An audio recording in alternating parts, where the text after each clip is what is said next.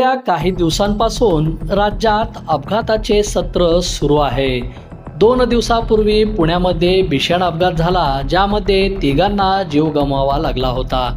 ही घटना ताजी असतानाच सोलापूरमध्ये मोठा अपघात झाला आहे।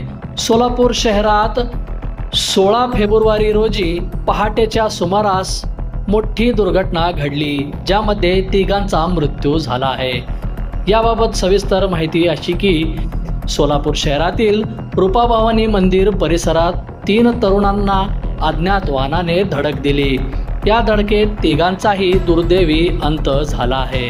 आज पहाटे 4 वाजण्याच्या सुमारास ही घटना घडली।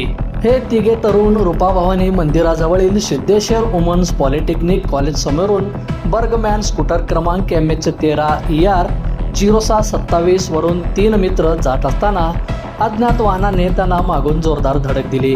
अपघात इतका भीषण होता की तिन्ही युवक जागेवरच पडले आणि त्यांची दुचाकी काही अंतरावर फेकली गेली। घटनेची माहिती मिळताच जोडबावीपेठ पोलीस ठाण्याचे पोलीस घटनास्थळी दाखल झाले। तिघांना तातडीने सोलापुरातील शासकीय रुग्णालय अर्थात सिव्हिल हॉस्पिटल या ठिकाणी दाखल करण्यात आले। मात्र उपचारापूर्वीच डॉक्टरांनी तिघांचा मृत्यू झाल्याचे घोषित केले।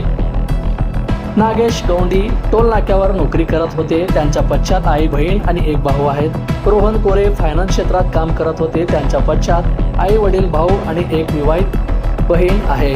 बसवराज चंदशेट्टी पुण्यातील बजाज फायनान्समध्ये कार्यरत होते। त्यांच्या पश्चात आई वडील आणि एक भाऊ आहे। या दुर्दैवी अपघातामुळे तिन्ही कुटुंबावर दुःखाचा डोंगर कोसळला आहे। नातेवाईक आणि मित्रांनी सोलापुरातील शासकीय रुग्णालय अर्थात सिव्हिल हॉस्पिटलमध्ये मोठी गर्दी केली होती।